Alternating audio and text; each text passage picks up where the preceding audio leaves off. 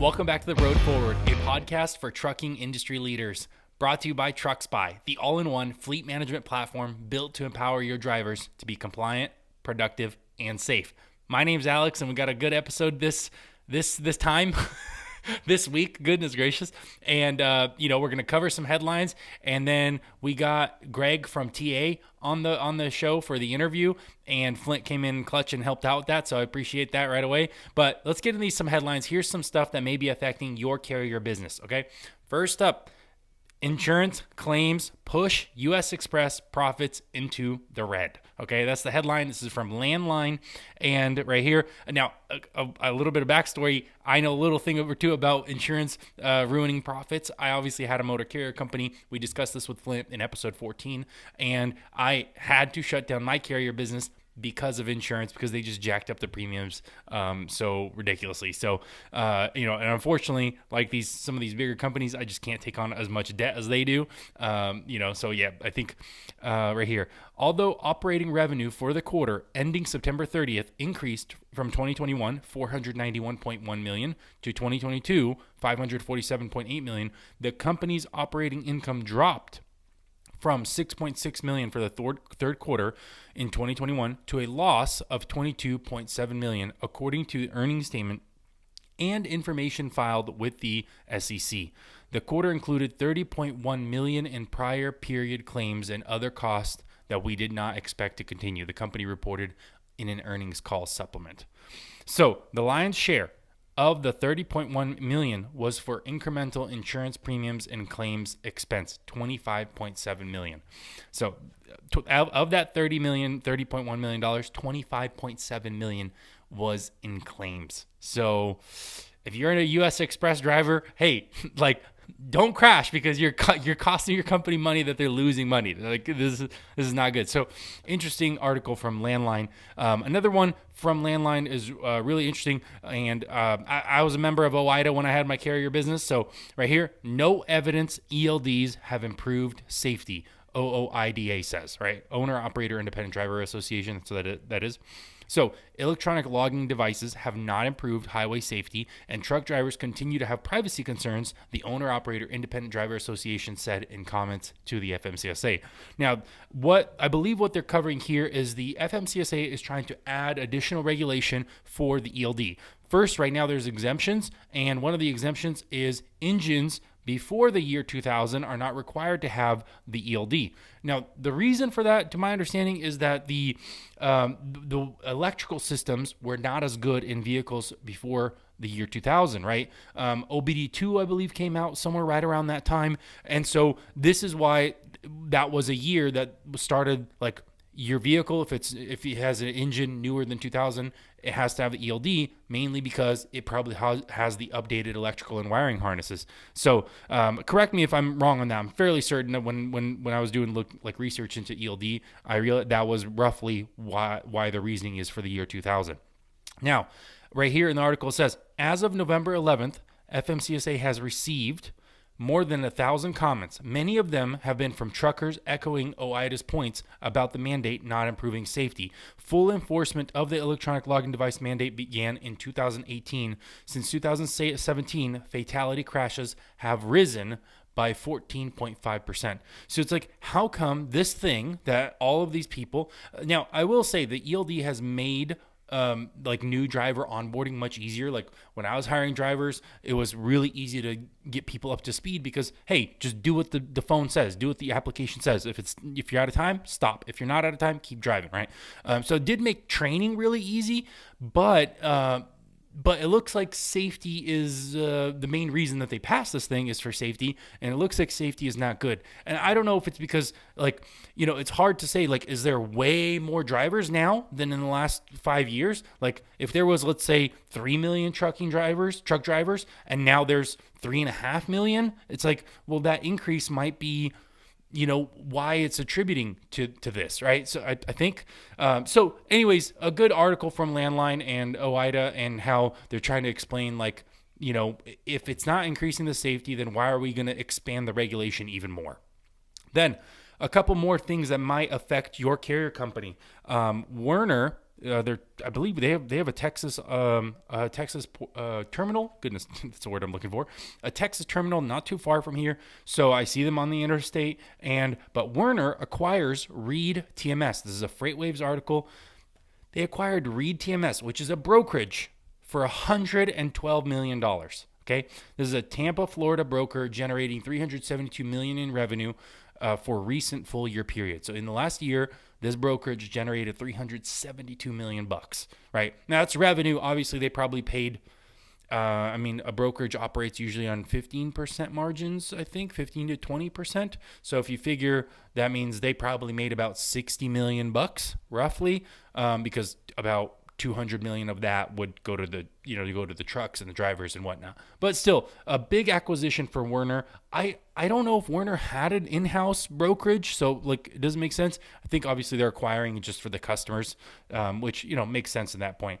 The purchase price from the article right here, the purchase price includes a maximum earnout of $7.5 million dependent on 2023 results. The deal was funded through Werner's existing credit facilities, which it will look to expand in the coming weeks. So, Werner's existing credit facilities. So, it looks like they took a loan or something like that. But yeah, again, this is just the growth. Look at the growth in the article. The company has grown revenue at a 28% compounded annual growth rate over the last 5 years. 28% for a brokerage, that's a lot. That's pretty substantial, and it makes sense. It's like you always want to acquire the companies that are growing. So I think the deal makes sense. Hopefully the owners of Reed TMS Logistics, they get a nice paycheck and they don't have to work anymore. Right? That's kind of the goal for all of us. But that's great.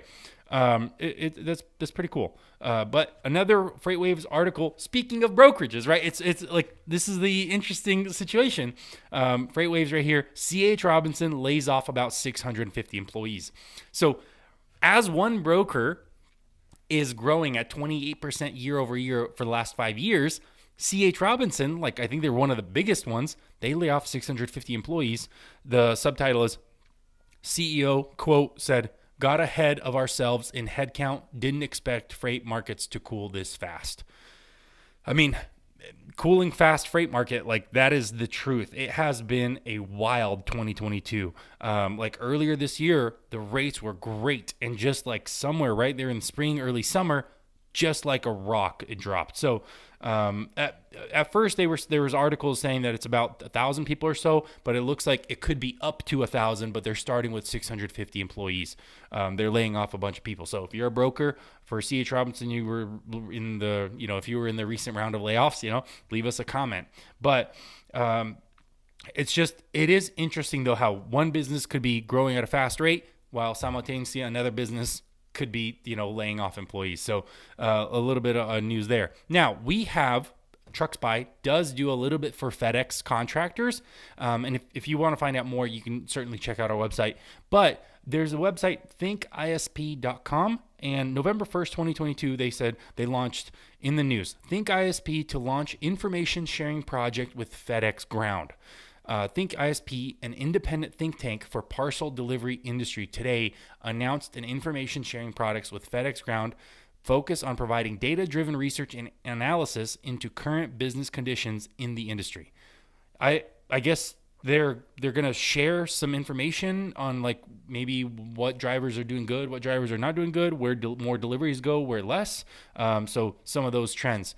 So I thought that was pretty interesting because, we're working with FedEx contractors, and sometimes some of the manual paperwork processes that they have is frustrating. So I think this is going to be interesting how FedEx is going to start to update their procedures, maybe to make it more digital, more electronic, more automated, stuff like that. So we'll all pay attention to this website, thinkisp.com, to see what they actually launch or come up with. Speaking of more deliveries and local stuff, supplychaindive.com right here has Amazon showcases new Prime Air delivery drone design. Okay, it's called the MK30, is set to come into service in 2024. It's lighter, smaller than the MK27-2 that is slated to make deliveries this year. And I mean, it's a it's a funky looking drone, that's for sure. So this is a 3D rendering of an Amazon MK30 drone. Amazon has spent years developing its drone delivery program in an effort to ferry goods quickly and cost effectively. The reason we're talking about drones is as a driver, you got to worry about autonomous trucks. Now you got to worry about drones too. But the main reason is look at where they're doing, where they're going to be supposedly testing this out. It's in Texas. I'm in Texas, obviously. TruckSpy is based in Texas. So, but they said right here, let me just find this. What cities did they name? It was Amazon unveiled new delivery drone. Okay, right here. Amazon plans to use for Lockford, California, and College Station, Texas, which is it's only a few hours away from us. Deliveries later this year. So, hey, it looks like maybe soon I'll be able to order something with a drone. That's gonna be great. I'm on an acre of land, so more than enough place for the thing to land. So it's gonna be interesting. So yeah, that's pretty cool. But let's get into this interview. Flint stepped in, like I mentioned earlier. He stepped in to help out with this. I wasn't available for this call, so Flint stepped in, and he's talking to Greg from TA. I'm sure that you've all seen in the news this great big scary diesel shortage. I don't know if I'm a believer. It sounds like a little bit of fake news to me. But the good news for today's show is that I've got Greg Duhaime with me from TA Petro, and Greg leads the channel sales team, so the partner relationship, non-direct channel. And Greg is going to give us a lot of really good information today on not only the fuel markets, but also TA Petro and kind of how the truck stop environment looks. So, Greg, thanks for jumping on. I appreciate it, Flint. Thanks for the opportunity, and glad to be here. Yeah, good. So tell me, is there a fuel shortage, Greg? Well, that's what rumor has, that there happens to be a shortage out there right now. I'll tell you, from our standpoint, we have not experienced any shortages at this point in time. We've been able to stay wet and keep everything going. I'm not going to say that it's fake news necessarily, but I think we have some speculation out there that is causing some angst, throughout the industry. And, there are some situations, depending on the state, where they might have some issues getting fuel to those locations. But even in a few isolated cases where we may start to run low, at least in our standpoint, we have contracts. So we're kind of first online to get the new fuel coming in to make sure that we can stay wet. And we really haven't had any experiences of outages whatsoever of late. Interesting. So I want to dive into just like a few things that you just said. All right. So first, some states may be challenged to get diesel. Why would that be? Yeah. Now, if you look at some of the states like Nevada, California, they've had some challenges out there, and it's something, the supply, delivering it and getting it out there in a timely basis. Now, we had a couple situations that happened. I know the Toledo refinery had a fire, and unfortunately, I believe a few individuals lost their lives. The Lima refinery was shut down for a period of time. They're back up and running, but Toledo has not kicked off and been running lately. So those are a couple of the isolated incidences that have occurred that have kind of given people pause to think, we have some issues. And obviously last year we had the Colonial Pipeline incident that occurred, and there were some struggles there across the board. But from our standpoint right now, without a crystal ball, I'd love to say everything is going to be rosy for the next, 6 months to a year. And you can ask me about diesel prices. I have no clue what to tell you about what's going to happen with those. I don't think anybody does. Well, what I thought was really interesting is all this news about a potential shortage, and it looks to me like prices are falling since that news. So, which I guess would indicate lower demand. I don't know. It's interesting. Normally you start hearing shortages and prices go up, right? So it's a weird dynamic. Yeah, it definitely is. And, the diesel prices, the drops in those haven't kept pace with what just unleaded is doing. Unleaded has been bouncing all over the board. We had a big dip a month ago. It started to creep up again, and it's dipping back again. So it's starting to drop a little bit. Diesel prices haven't kept pace with that necessarily. They've been pretty static. Another maybe 5 cents here, 5 cents there, but it's been pretty consistent with where they've been at. Again, from our expectation, I'm not, really locked in on the fact that these things are going to start to go up or creep up or get even higher than where they're at right now, from what we're hearing. But again, without that crystal ball, I just don't know what to tell you there. Yeah, right. Okay, so you mentioned that you guys are like contracted. I've got to think that you're obviously a big volume buyer from the refinery. So I've got to think that that puts you in a better position than probably the average mom and pop truck stop, right? As far as supply goes.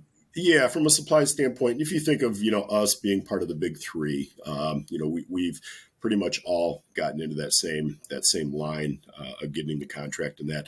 The independents do pretty good too, because, their buying power is isolated to specific facilities that are very familiar with them and keeping them wet as well. They might run into a few bumps here and there, but for the most part, they've got some very strong buying power as well. Yeah. Okay. So it sounds like we're not in dire straits in terms of getting diesel fuel, as the news would have us believe. Not at the moment. Yeah. Okay. All right. That's very cool. So, and I think good news for all of us that are kind of in this industry. Right. All right. So I want to talk a little bit. I want to shift gears just a little bit to talk a little bit about TA, because obviously we've built a relationship. And if you're listening to the show and you don't know, we have a fuel program that offers some really good benefits in partnership with TA, so discounts on fuel maintenance benefits. And I guess first, like, how do you see TA in the market? Because I think a lot of truck drivers and fleets probably have their preferences, right? I like Love's, I like TA, I like Flying J, or whatever your local is. So how do you think about TA, and where are you positioned in the market? Well, I tell you, there's a lot of really exciting things that we've been doing. First and foremost, we've talked about this before, Flynn, is the refreshes that we have going on. We have to date refreshed about 53 of our sites. We have another 6 that'll be finished this year, and that'll be continued. And when I mean refresh, we're going back and looking at some of our old locations and just modernizing them, bringing them up to the level that our expectations are, which has been phenomenal. From a growth perspective, we're going to go over the 300 site mark next year. We have 23 new sites that'll be opening, and that could possibly be 25 just in 2023 alone. So, from a market standpoint, we're trying to find that gap out there that the drivers can utilize. So wherever that happens to be, California, Washington, Oregon, some of these states, if there's a gap in there, we want to be able to fill that. And that's an ongoing process. We probably have another 60 agreements that we're working on as well. So from a growth standpoint, we're not on every corner, obviously. We'd like to be, but we are strictly over the road. You're not going to find us in a city. And that's really where our focus happens to be. Looking at the amenities that we have in all of our locations and being able to, well, in fact, we just partnered with the Cleveland Clinic from a health standpoint, and they're helping us write our menus for our restaurants, our full service restaurants, as well as our grab and go locations. So, a healthy part of being on the road and traveling and being able to address the needs of the drivers out there. But, kind of take a step back and look at a program like we have with TruckSpy. And, we are basically something in your toolbox. You have, the ability to use us for fuel, services, amenities, but you have a number of other options for drivers and for carriers to utilize your program. Our program is really for the small carrier fleet, the 1 to 30, 1 to 50 truck carrier counts that can be part of a program and gain some significant savings by being a part of that program and kind of packaging everything all together. So it's buying in bulk that we're able to. And so what? Go ahead. And so just to maybe break that down just a little bit, Greg, what you're saying is that the biggest fleets of the world can come and negotiate directly with you, right? Or with TA, I say you as in TA Right. Petro, and you could work directly with a chain. But if you're, and I don't know what the number is it under 100, under 50, right? At some point, it's just not practical to do that from the truck stop side. Right. And so then the fleet can join a program like ours where we are taking 30, 40, 50, or even more of those fleets and putting them all under one umbrella. And you essentially look like a much larger fleet to a truck stop chain like you. right? It's all about the buying power, correct? Yeah. Yeah. So we're able to offer significant discounts, and not just with fuel. We're not a pump and go station. We are an all amenity station. When you come into our sites, if you look at the average TA or the Petro, it's 25-acre lot with hundreds of parking spots, including some reserve locations. But our partnership with TrucksBuy, which is just tremendous because we offer you that buying power as part of the package that you can put out as a total program for your carriers. Yeah, yeah. Well, it's been great for us, and we're saving our customers a huge amount of money on fuel if they can buy a TA versus other chains, Right. and so that's been really successful, and I think it's having a big impact on their bottom line. But I want to go back to you mentioned these refreshes. So Mm-hmm. what are you seeing in the Cleveland Clinic? Like what are you guys seeing on the front lines in terms of driver preference, fleet preference? How are the amenities in the truck stop evolving? Because I've got to think that they've got to be obviously modernizing, but I would think that drivers' tastes are changing. Yeah, well, they are. And, in all honesty, when COVID hit and we had to shut a number of restaurants down because of that, that was the biggest complaint that we received was really the restaurants. And, they need options. They need options, and they don't like the fast food all the time. They like to have a sit-down option or even a grab-and-go where they can get a healthy meal. And so that's been the focus of what we've really, concentrated on is looking at it. We have a driver council. It's 12 independent drivers that basically sit down with our CEO, and he just says, shoot me with what you got. I want to know what we're missing. What do we need to do? And the restaurant options were probably the biggest thing that came up. They were limited in some cases, but the shutdown itself kind of forced that. Now everything is opening back up again. We're starting to get back to normal. We did have to look at some of our restaurants and say, it doesn't make sense to be open from 12 midnight until 5 o'clock in the morning when you only have one person in there. So we've made some, decisions based off of that. But for the most part, we've really wanted to maintain that piece of it. The shower locations and just making sure that it's a clean, fresh shower every time that they go in there. Yeah, sanitizing. We have what we call our dream team of clean. And essentially, it is employees that are strictly the cleaning service for our showers and our bathrooms. They don't touch food. They don't touch the cash registers. That is their only responsibility, to making sure we get those flipped and turned and sanitized prior to the next use. Yeah, that's cool. I realize clean facilities is probably the biggest deal, right? And then I would think food service. What about stuff like internet, right? Like I would think good, reliable Wi-Fi would be a game changer, right? Like that could be a competitive thing. And maybe gyms. Like I've got to think. I see on the internet all the time drivers trying to find a way to work out. Yeah. Like what are some of those core services that you guys are thinking about? Yeah, well, the internet's always important, and being able to focus on that. And we have isolated issues out there with connections and connectivity problems and stuff. But our IT group, we're doing this whole project right now that's supposed to launch, and it should launch in February. And it's basically a whole infrastructure change in how our sites are able to keep managed and talk and connect and communicate. And that'll have a huge, enormous plus side to it and an impact for us. But when you talk about some of the different types of amenities that we have out there, we have pet areas specifically devoted to pets because, 15, 20% of the drivers have pets with them now when they're on the road as companions. And these are designated locations where they can get out. Pet can run safely in a fenced in area and stretch and, work out. Now, workout facilities, we are doing those, basically by site where we have the space and availability to put those in. Drivers' lounges, with TVs, reclining chairs so that they can be comfortable. In all honesty, we needed to refresh that too because they were getting kind of beat up. So we really put some focus in that area. Laundry services, to make sure that if they're on the road for a couple of weeks or 2 weeks or a week or whatever it happens to be, they'd have that availability.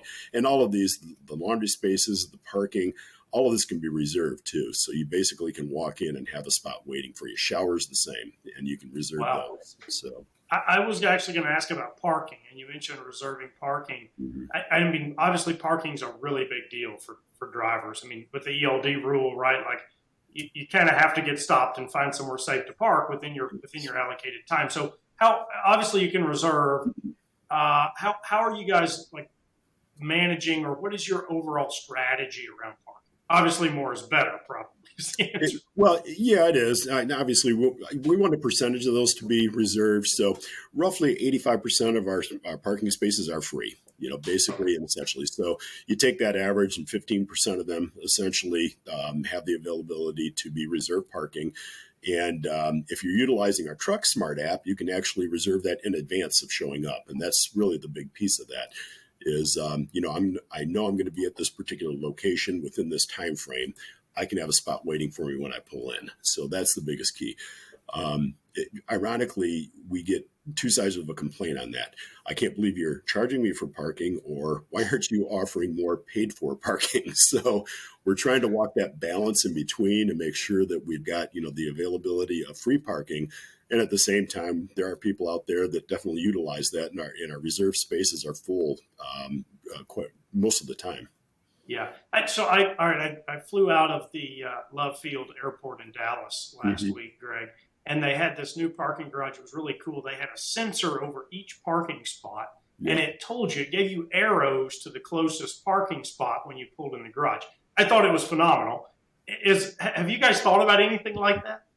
Well, and you mentioned that we also have that here in Cleveland Hopkins. So it's nice to be able to pull in, and you just look for the green light, and you got a space to pull right in. Have we looked at that? I don't know, Flint. That that would be an infrastructure, putting lighting up and all that kind of stuff. I don't know. It was just a random question, because when I had this experience, the first time it's ever happened to me, and I thought, man, this would have been great in a truck stop, right? Instead of everybody circling and backing in and whatnot. It's pretty cool. So, random question. But good. Okay. All right. Now, fleets, like Greg, let's shift gears again. Mm-hmm. If I'm a fleet owner, I'm obviously buying fuel out on the road. What should I be thinking about, right? I've got to think that there's many factors. We mentioned joining a fuel program versus paying retail. Mm-hmm. I mean, how do I think about fuel pricing? Like, I'm sure most people are aware, there's the cost plus model, there's the retail minus model, there's maintenance benefits. Like, I guess how do I break this down as a fleet owner to think, how do I get in the program that's best for me? Okay, no, that's a great question. Really, you got to look at what makes sense for you, the distances that are traveling, how many trucks you have out on the road, what's the availability for the fuel locations while you're out there traveling. Best thing to do is to have an app that actually addresses the locations and gives you pricing and shows you where to go so that you know where your next stop is going to be. If you throw service into the equation, then you kind of look at that as, well, with TruckSpy specifically, there's discounts on DOTs, preventative maintenance, new tires. So if you can kind of time that so that you come in and you're going to get service and get fuel at the same time, you've kind of killed two birds with one stone, which is really nice.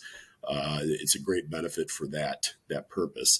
And, overall, just the health of the truck, making sure that you keep them maintained at all points in time. That's your bread and butter. So they go down, you're out of commission. And to your point earlier, you've got timing on the road, and what can you do as far as sit time, drive time, and all of that. So when you're down, you're out. You're not making those loads. You're not making the deliveries, and you got to make sure that you can get that addressed. But what does the site offer in terms of an amenity that your drivers are going to appreciate the most is really what they should focus on. Well, and I think keep your drivers most productive. Right. Because there's nothing worse than I'll go get fuel here, and then I'll drive over across the highway, and then I'll get tires there, and then I'll go somewhere else and I'll get lunch. Right. Yeah. Like all of a sudden, by the time I've maneuvered my tractor trailer in and out of these places, I've wasted 3 hours. Yeah. And it's easy to do. And there are people that they're steadfast in wanting to operate that way. And, if that's what works for them, that's fine. But we're trying to create an environment where they can kind of come in and have all of that taken care of at the same time. Yeah, that's cool. And if you're a part of a program, save some money, right, on the posted prices, not only fuel, but maintenance, which is, again, all of this is a really big savings if you're a part of one of these programs. Absolutely.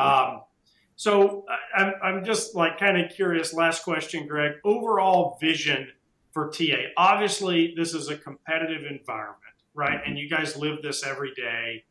If I look out a decade from now, and maybe it's 5 years, maybe it's not a decade. How are you guys going to lead the market? Because I think that's your goal. That's your vision, right? Yeah, well, absolutely. Every company, strong company that is successful has to have a 3, 5, 10-year plan. A strategy is what they're looking at. Now we're getting into the autonomous market, so right now that is a huge piece of what everybody's looking at and where they want to be, down the road at what are the length of time it happens to be. So, putting in those stations for charging out there on the road. And, the nice thing is we've got the space to do it, which is really cool. We've got 15 plus 25 acres that we're operating on. So these are things that we've already developed and started to move forward with in some locations. Now, Ontario, California is going to be one in which we're going to be essentially building a hub for that purpose because we got a ton of space to do so out there. And California's kind of mandating it. Everything's kind of going in that direction anyhow. So that's it's essential for us to be a part of it. And I would say, if we're looking at long term, that's probably where a huge focus happens to be is how are we going to address this? If you're looking at a battery on the trucks, it's a 5,000 pound battery or 10,000 pound battery today. What's that look like in 10 years? I'm sure it'll be reduced, but that cuts into your load that you can haul in the first place too, because that's just weight on the road.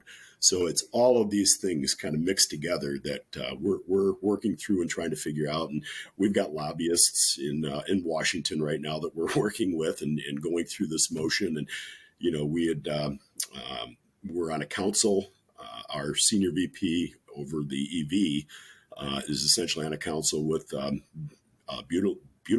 I got to think of his name. Our energy secretary. Buttigieg. Yeah, thank you. Get that wrong every time. But yeah, so he's been called to meetings in Washington, along with obviously with Loves and Pilot. So wow, that's pretty cool. I hadn't even thought about that, Greg. Yeah, I mean, you guys have to be thinking, and that's a long-term thing. That's bigger than refreshing locations because I got to think, right? You can turn the key and say, okay, let's do some architectural work. Let's start ripping down some drywall. Like that's a pretty quick project relative to what does the infrastructure need to look like for EV trucks, right? Yeah. It's huge. Yeah, I mean you're basically blowing up some locations on your site so that you can create and develop that, and then what's that look like from a cost structure too? What do you do with that down the road? So it's an interesting time. Well, that's going to do it for this week's show. Huge thanks to Greg for coming on and talking to us about the fuel and how TA is helping truckers out there on the road. I would know I was on the road for 5 years, and every so often I would stop at a TA and use all the service that they discussed. And so hearing that they're going to be doing gyms and stuff, that's fantastic. So, and thanks to Flint for, talking to Greg too. So just all in a good episode, in my opinion. So let me know in the comments down below what you think, and I will see you next week. Bye.